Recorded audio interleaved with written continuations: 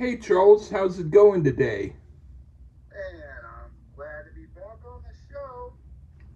It's always fun to be on the Lee Gersman show. And this is my pick. And let's spill the beans. This is a band we've never heard of. Yeah, Wow. and in They're fact, not. They're not from today either. They're from like the '70s. yeah, I mean, it's possible that when I read an article about bands that were obscured, and there were hundreds of bands listed in the article, their name might have shown up, but I mean, if so, it's like maybe I heard them mentioned once for a split second 30 years ago, and how would I remember? Yeah. You know? But yeah, I was like, wow, that's pretty interesting. Yeah. Dug something out deep. Now, you can name who it is, and then I'm going to say just a wee little. All right, it's called The Quick, and their album Yeah. is Mondo Deco. Now, allegedly, there's also this is the American band, The Quick. Now, Yeah. allegedly, the English band as well. So, and I never heard of either one of them. But if you're into the English, The Quick, this isn't them. This is the American, The Quick. Yeah, Or well, they actually have another album, but this is like one. They only have a few. huh. This is So like their so main original album. Like I think the next one was like collection of singles or something. yeah, I saw a couple of things cuz there were things categorized under the group The Quick, and they were all categorized under this one particular group, and so I wasn't sure about their discography, but I do know that I was able to get this album and listen to it. Okay. Well, Yeah. this album was produced by Tim Fowley. Oh yeah. He's co-wrote a song or two with Kiss in his day. Worked with the Runaways. Yeah. Uh, been around a little bit, or was. I don't think he's with us anymore. Is he? I don't think I so. think he Uh, died. Yes. but yeah, I think so. The next album they did, or whatever, I guess it was singles, was produced by David Campbell, Who I am Beck's not dad. sure who he is. I mean, He's, go on, and then I'll tell you he's, something. he's Beck's dad, and he did the orchestration for Kiss Symphony. Okay, so he's probably not the guy who was my Uncle Steve's friend who had like a big beard and mustache and long hair and played bongos back in Marin County, and he started to drum on my head when he was so totally drunk and stoned. And I heard the vibrations of when he was drumming, and that's what influenced me to be able to play drums. Yeah, I'm sure it no, wasn't him. no, it wasn't. Yeah, David he Campbell. actually ended up working for a corporate job and then got really cleaned up and looked good and became more of a regular guy. But he was still a hipster, and I liked him. He was a nice guy. Anyway, Cool. Yeah, it's a different. This is a different Dave. Was a different David Campbell. He does all right. symphonies and stuff. Yeah. Um, but back to this band. There's some connections with a band named Sparks. Oh, I know about them. Yeah, there's some connection there I've somehow. heard I about don't know 20 what. albums of those. And I'll give it away when we get into the first song. But the lead singer of this group will be known later on. He's Huh. not going to be known so well here, but I don't want to like brag about what he's known for. So I wouldn't brag if I was All him. right. But Yeah. he will become known, better known. But Hmm. that's about it. I found this band. I like reading about my bands I like, and they were a band called Weezer was compared to these guys. And I was Huh. like, wow. So I checked it out and was like, huh. And then So, asked Lee, and he never heard of them. yeah, so is it kind of like when you go stumbling around somewhere on the street and you accidentally trip over a empty can of Del Monte green beans? Instead of passing it by, you want to really quickly pick it up and look at the ingredients? Yeah. Yeah, okay. Yeah. Right on. Anyway, so who wants to start? You can go ahead, Lee. Okay. The first song, the one thing is I wrote the title and then I erased it, so I'm sorry. Oh no. I know what it is. It's the Beatles song. But but you still have to tell me, because even though I know what it is, I forgot the name. It won't be long. Huh? Oh yeah, it won't be long. Yeah, a song that I actually played on piano, and I didn't even remember because I was almost blacked out. Then when I heard myself play it on the piano on tape, I don't even remember doing it. But anyway, before I realized it, all right, it won't be long. Okay, before I realized it was a Beatles cover, the one thing that stood out the most to me was how odd the lead vocalist sounded. Like the tape was speeded up or something. But it's a pretty good cover of this Beatles song, done in a way that sounds like it could be thought of as an original tune. I liked it, but I partly had to pretend the singer was a female singer, and that helped. What do you think? I get that. Yeah, the vocals are pretty high throughout the whole album. My first thought when I heard it kick in was, is this Bay City Rollers? Huh. The keyboards remind me of them for some reason. And also maybe even a little bit of the Sweet. Huh. And even a little splash of Queen thrown in there for good measure. Which is odd because we're listening to a cover of the opening track of With the Beatles. And the singer, Mr. Captain Chipmunk there, and the rhythm guitar is Danny Wilde. Oh yeah, is he the brother of Kim Wilde? Negative, but he is in the band The Rembrandts. The what? The Rembrandts. Oh, are they the one that did that theme song from Friends? Yes. Huh. So, now that I would not have figured out. Right.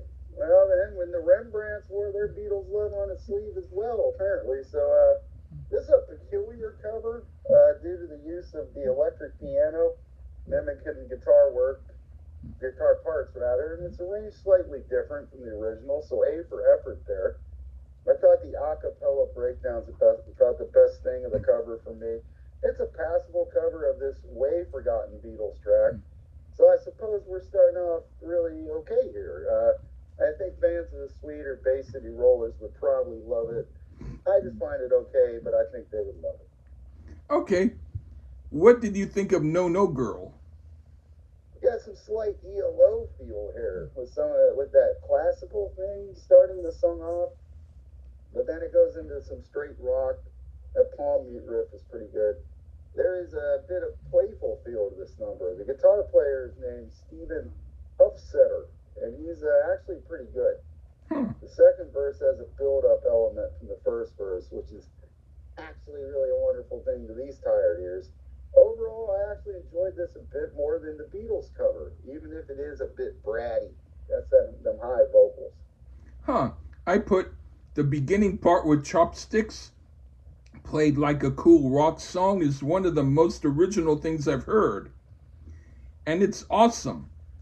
And the section with the Nanny Nanny Nana song is also really good.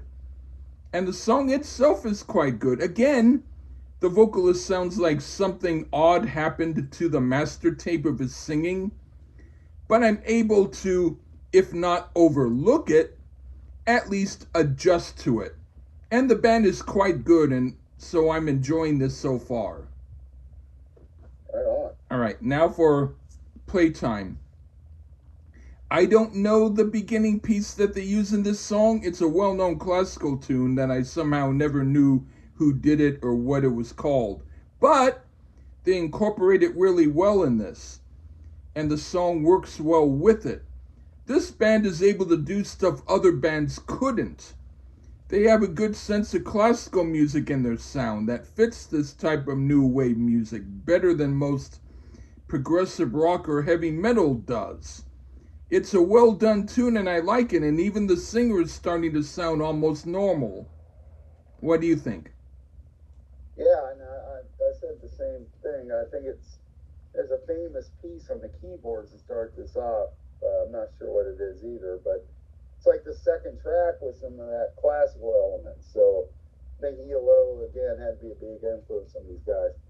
And I'll say this about the vocals: that Danny Wilde's vocals are the kind you either really dig or hate typically. And I hear similarities to Geddy Lee in his voice, and some can take that or leave it. It's like hearing Geddy Lee do some power pop as far as the vocals go.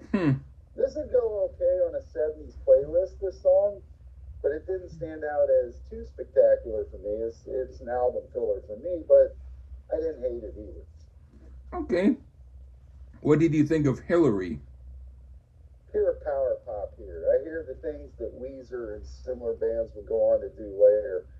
The proverbial song about a girl here. The bassist, his name's Ian Ainsworth. He gets some moments to shine a bit here in the verse. The chorus is pure pop, even though I gotta say, I bust Cheap Trick fans' balls a lot because they're usually blind about everything about them, and it's almost too easy. But I actually don't despise them, and I'm a fan of this genre. So I would say Cheap Trick fans should give this band a chance, and perhaps this song would be a good starter for them. I enjoyed this track. Okay, I put this is also good. It's less of a quote of a classical tune and more like a song structured like a classical song.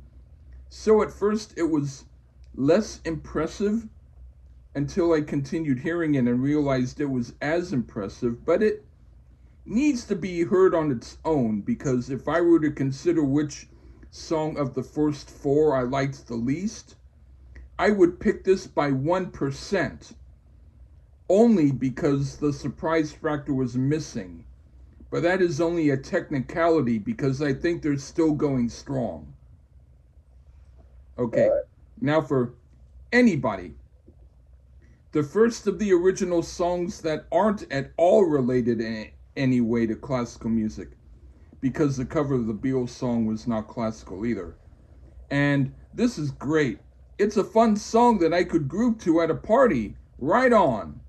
What do you think? Well, at this point, this is for sure the most rocking song on the record. And maybe I jumped the gun on a song Cheap Trick fans would get into. This is probably the better example. I also think fans of latter day STP would get into this number. If I had a complaint, the chorus isn't the most varied thing on the planet, but I doubt it really matters. This is a rockin' ass song, great guitar solo on it. Probably my favorite song on the album. Okay, what do you think of High Low? We follow up that fairly incredible rock out jam that is Anybody with a lighter fare type track with High Low. And again, it's a little more ELO type love here, at least that's how I hear it. More of a keyboard piece here, which is provided by a guy named Billy Bizoo. Oh, Billy Zoom? Bizoo. Oh, okay. Hofstetter has a Brian May-esque little mini solo on it. This is a hummable piece of filler. There's some interesting elements, but it just falls slightly flat compared to the awesome Anybody. But it's hard to follow that one up anyway. Okay, well, I put this could have been done by the Shangri-Las or another girl group of that caliber. The song is a bit basic compared to their others and seems a little bit filler, but it's not bad. But comparatively, for the review's sake, it's the most basic song I've heard so far. Now for Ragdoll. I could imagine Blondie doing this song, but it would be more of a filler tune like their song Denise Denise. but they would have done a good job of it. But I don't dislike this song. It's done well, but it's the second song I've heard that seems slightly less impressive than the material before it. What do you think? That's a Four Seasons cover here. So alrighty then, we get the Beatles and then some Four Seasons. This doesn't sound a thing like the Four Seasons version, by the way. Probably akin to the It Won't Be Long cover, where it doesn't either. Yeah. Definitely more contemporary to its era, far more rocking, but maybe not quite as big sounding as the Four Seasons version. Does feature galloping bass line, so Steve Harris eat this song's heart out, by the way. Rather pouty vocal delivery. For some reason, I find this cover a bit more enjoyable for me than It Won't Be Long. I'm a big fan of the bass work on this track, so it moves along nicely. I thought it was a solid cover. Okay, well, now that you mentioned that it was done by the Four Seasons, I'm damn well sure it was much better than theirs. Anyway, now for what do you think of Last in Line? Well, we get a wee bit of that faux classical thing and then into a song I'd call progressive for these dudes, as far as the rest of the album has been thus far. A bit out there as far as the arrangement goes. It's an enjoyable track, perhaps because it's not quite as poppy and is a bit out there for the quick here. And even if one hates it, I mean, it's under 2 minutes, so it blows right by. Okay, I do remember that I liked that part. That was odd. But then as I kept listening to it, I thought of it as another filler track. Not bad, but filler. But still listenable and not bad. And then for My Purgatory Years. I think Patti Smith could have done a great cover version of the song. This to me is more punk in spirit than their other songs. I like it. What do you think? This one's a bit hard to put a finger on. It's a song that is a bit all over the place style-wise. Somewhat along the line of Last in Line style-wise here, so a bit less formulaic than some of the other songs. I suppose this is a show-off piece of the album, and it just seems to come across this way on the album. It's a little bit pretentious. I think they have better songs on the album. This one was a bit of a bore for me for the most part, except for the breakdown in the middle, which is about the only interesting part. This is like a bit Spinal Tap, in my taste. Not the worst track, but a bit pretentious, and really doesn't say anything. Okay. What do you think of the last song, Don't You Want It? We close out with more of their bread and butter, power pop bliss here. You also get a Who feel on some of the tracks, and you do on this one for sure. I have to say this Steve Hofstetter dude's guitar work throughout, and on this track as well, is a bit before its time. This one is a way more like it, and this was their sound right here. Pretty cool track, and I have to say, this album is a great find. Definitely something I'd listen to again, and highly recommend for fans of the genre of power pop. And hey, pick up those green bean cans and look at the ingredients. Go ahead, Lee. Right on. I put, even though the lyrics are good and the music has a catchy element to it, I have to say it still seems filler to me, but not bad filler. Okay. All right, but you survived the quick. Yep. It wasn't that bad. Yep, it wasn't that bad. Better than the Rembrandts. I honestly have to say that if you've ever heard that Rembrandt's album, by the time you get to that last track, it sounds just as bad as the other songs. But if you hear that song first, the other songs are worse. Okay. So, yeah. I'd be curious to see. I think this Steve Hofstetter guy who wrote most of the songs, except for the covers, I'm going to see if I can dig up some stuff on him, because he apparently had a solo career. Oh, did you say was Steve Upsetter? Upsetter. Like causing someone to be upset? No, Hufse. Oh, Hofstetter. Hufstetter. Or Hupstetter, or Hup 2 4 Stetter. Stephen Hufstetter. Hufstetter. Oh, Okay, no. okay. I'm sorry. sorry if we mispronounced your name, Mr. Huffsetter, but I enjoyed your guitar work. So Okay. hats off to you, sir. Okay. And we survived. It's definitely better to listen to Phil Collins. Oh my word. I could talk about a totally horrific afternoon where um I was inundated with his worst shit. But I'm not going to because I don't want to give those people any credit. Well, anyway, folks, if you like power pop, yes, the singing is a bit high pitched. If you don't like that, it might get on your nerves. But give it out in the world. You can find it on Apple Music for sure, probably Spotify and YouTube, if nothing else. Okay. Well, Give thank you, Charles. Thanks for having me back, and we turned you on to the, well, kinda, about half, to the quick. There you go. Yeah, right on. Okay, take care, everyone. Bye bye.